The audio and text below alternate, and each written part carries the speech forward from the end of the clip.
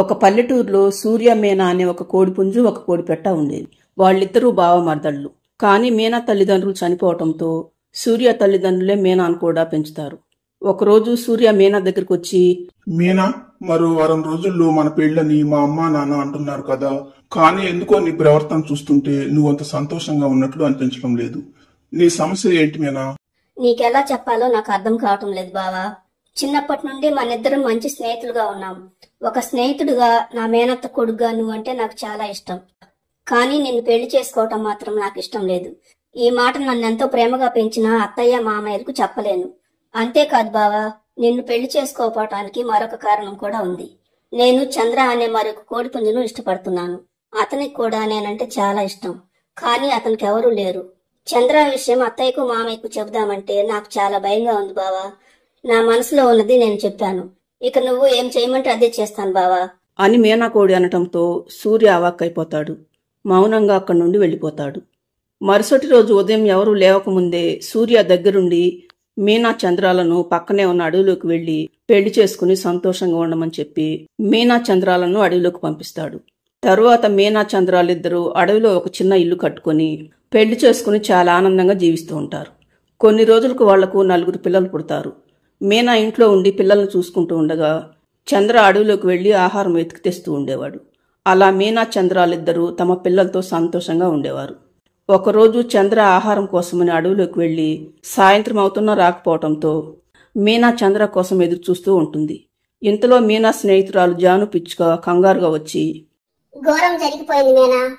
చంద్ర ఆహారం కోసమని కొండపైకి వెళ్లి వస్తుండగా కాలు జారి కింద పడిపోయి అక్కడికక్కడే చనిపోయాడంట అని జాను పిచ్చుకు చెప్పటంతో మీనాకు గుండె ఆగినంత పని అవుతుంది. అది వెంటనే పిల్లల్ని కూడా పట్టించుకోకుండా భర్త ఉండే చోటుకు పరుగు తీస్తుంది. జాను సహాయంతో చాలాసేపటి తరువాత చంద్ర ఉండే చోటుకు వస్తుంది మీనా. అక్కడ చంద్ర శవం కనిపిస్తుంది మీనాకు. దాంతో గుండె పగిలేలా ఏడుస్తుంది మీనా. తరువాత కొన్ని రోజులు జాను పిచ్చుక మీనాకు పిల్లలకు ఆహారం తెచ్చిపెడుతూ ఉండేది. కానీ మీనా తినేది కాదు. ఒకరోజు జాను మీనా దగ్గరకు వచ్చి, ఎన్ని రోజులన్నీ చంద్రాన్ని తలుచుకుని ఇలా నిర్జీవంగా ఉంటావు మీనా? నీ పిల్లలు చూడు, నిన్ను చూసి ఎంత దిగులు పడుతున్నారు. ఒకవైపు తండ్రి లేడు, మరోవైపు ఉన్న నువ్వు ఒక్కదానివి ఇలా ఉంటున్నావు. పిల్లల కోసమైనా నువ్వు మామూలు మనిషి కావాలి మీనా. నీకు మరొక విషయం కూడా చెప్పాలి. నా గుడ్లలో నుండి ఈ రోజు రేపు పిల్లలు బయటకు రాబోతున్నారు. బహుశా రేపటి నుండి నాకు కూడా ఇక్కడికి రావటానికి వీలు పడకపోవచ్చు. ఇక నేను వెళ్తున్నాను. నువ్వు పిల్లలు జాగ్రత్త అంటూ వెళ్లిపోతుంది జాను పిచ్చుక.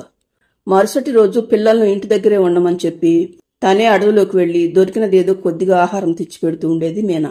చిన్నప్పటి నుండి అత్తమామ ఏ లోటు లేకుండా చూసుకోవటం, పెళ్లైన తర్వాత చంద్ర ఇంట్లో నుండి కాలు బయట పెట్టనీకపోవటంతో మీనాకు 4 పిల్లల్ని పోషించడం చాలా కష్టంగా ఉంటుంది. ఇలా ఉండగా ఒకరోజు మీనా ఆహారం కోసం అడవిలోకి వెళ్లగానే భారీ వర్షం పడటం మొదలవుతుంది. ఇంటికి వెళ్లటం కూడా కష్టం అవటంతో ఒక చెట్టు కింద చాలాసేపు తడుచుకుంటూ నిలబడుతుంది మీనా. కానీ ఎంతసేపైనా వర్షం తగ్గకపోవటంతో ఇంటి దగ్గర పిల్లలు భయపడుతుంటారని అతి కష్టం మీద అలాగే వర్షంలో తడుస్తూ ఇంటికొస్తుంది మీనా. అలా చాలాసేపు వర్షంలో తడవటంతో మరుసటి రోజు కల్లా మీనాకు విపరీతమైన జ్వరం వస్తుంది.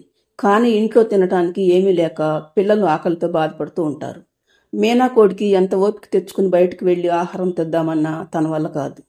నా పిల్లలు ఆకలితో బాధపడుతున్నారు. అది నేను చూడలేకపోతున్నాను. ఇప్పుడు నేనేం చేయాలి దేవుడా అని ఏడుస్తూ అనుకుంటుంది మీనా. తమ తల్లి బాధపడటం చూసిన పిల్లల్లో ఒకడు, అమ్మా నువ్వు బాధపడద్దమ్మా, నాకేమీ ఆకలి అవటం లేదు. కావాలంటే చూడు, మేమందరం ఎంత హుషారుగా ఉన్నాము. ఒరే పదండ్రా, మనందరం బయటకు వెళ్ళి ఆడుకుందాం అనటంతో మిగిలిన పిల్లలందరూ సరేనని పిల్లలందరూ బయటకొస్తారు. తరువాత వాళ్లల్లో ఒకడు, ఎందుకన్నయ్య అమ్మకు అబద్ధం చెప్పావు? మనందరికి బాగా ఆకలి అవుతుంది కదా. అలా చెప్పకపోతే అమ్మ ఏడుస్తూనే ఉంటుంది తమ్ముడు. అమ్మను కష్టపెట్టకుండా ఇక నుండి మనమే అడవిలోకి వెళ్లి ఆహారం తిని అమ్మకు కూడా తీసుకొద్దాం. పదండి, మనందరం ఇప్పుడు అడవిలోకి వెళ్దాం అంటాడు కోడి పిల్లల్లో ఒకడు. కోడి పిల్లలన్నీ సరేనని అడవిలోకి వస్తాయి. కానీ వాటికి తెలియదు పాపం, ఆహారం సంపాదించటం అంత తేలిక కాదని. కోడిపిల్లలు అడవిలోకి రానైతే వస్తాయి, కానీ వాటికి తినటానికి ఏమీ దొరకదు. అప్పుడు కోడిపిల్లలో ఒకడు, అన్నయ్య నాకు ఆకలితో కళ్ళు తిరుగుతున్నాయి, నేను ఇక నడవలేనన్నయ్య అంటూ ఒక చోట నిలబడిపోతాడు. మిగతా పిల్లలకి ఏం చేయాలో తెలియక ఏడవటం మొదలు పెడతాయి. అప్పుడే మీనాబావ సూర్య ధాన్యం కంకులను తనపైన మోసుకుంటూ అటుగా వెళుతూ ఉంటాడు. పిల్లల ఏడుపు వినపడటంతో సూర్య వాళ్ళ దగ్గరకు వచ్చి, ఏమైంది పిల్లలు, అందరూ ఎందుకలా ఏడుస్తున్నారు అని అడుగుతాడు. కోడిపిల్లలో ఒకడు జరిగిన విషయం మొత్తం చెప్పి ఆకలితో మా తమ్ముడు చనిపోయేలాగా ఉన్నాడు, మాకు చాలా భయమేస్తుంది అనటంతో సూర్యకు వాళ్ళని చూస్తే చాలా జాలిగా అనిపిస్తుంది. నా దగ్గర ధాన్యం ఉంది, ముందు మీరంతా ఆహారం తినండి, తరువాత మీ ఇంటికి వెళ్దాం అంటాడు సూర్య. కాసేపటి తర్వాత పిల్లలందరినీ వెంటబెట్టుకుని మీనా ఇంటికొస్తాడు సూర్య. పిల్లలెవరూ కనిపించకపోవడంతో ఎటు వెళ్లారా అని కంగారు పడుతూ ఉంటుంది మీనా. ఇంతలో పిల్లలతో పాటు తన బావ సూర్య కూడా రావటంతో మీనా చాలా ఆశ్చర్యపోతుంది. మీనాను చూసిన సూర్య పరిస్థితి కూడా అలాగే ఉంటుంది. ముందుగా సూర్య, ఏంటి మీనా, వీళ్ళు నీ పిల్లలా? వీళ్ళకేంటి ఈ పరిస్థితి? అసలు చంద్ర ఎక్కడా?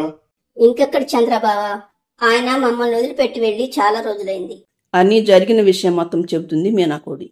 అంతా విన్న సూర్య, అయ్యో మీనా, నువ్విన్ని కష్టాలు పడుతూ ఉన్నా ఇదే అడవిలో ఉన్నా నాకు తెలియలేదు చూసావా? ఇదే మరి విధిలేలంటే. నువ్విక్కడెందుకున్నావు బావా? ఊర్లో నుండి నువ్వు ఇక్కడికి ఎందుకు వచ్చావు? నువ్వు ఊరోజులు వెళ్లిన తర్వాత అమ్మా నాన్న చాలా బాధపడ్డారు మీనా. మనిద్దరికీ పెళ్లి చేస్తామని వాళ్ళు ఊర్లో అందరికీ చెప్పుకున్నారు. కానీ వాళ్ళు అనుకున్నది మరోలాగా జరగటంతో భరించలేకపోయారు.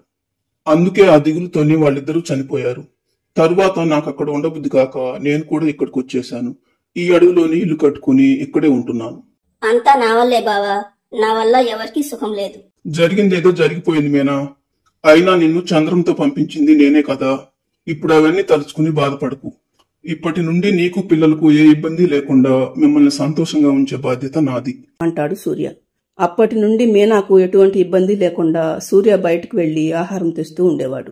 పిల్లల్ని కూడా చాలా ప్రేమగా చూసుకుంటూ ఉండటంతో ఒకరోజు పిల్లలందరూ, మా అమ్మ నిన్ను బావా అని పిలుస్తుంది, మరి మేము నిన్నేమని పిలవాలి? మీ ఇష్టం పిల్లలు, మీకేమనిపిస్తే అలా పిలవండి.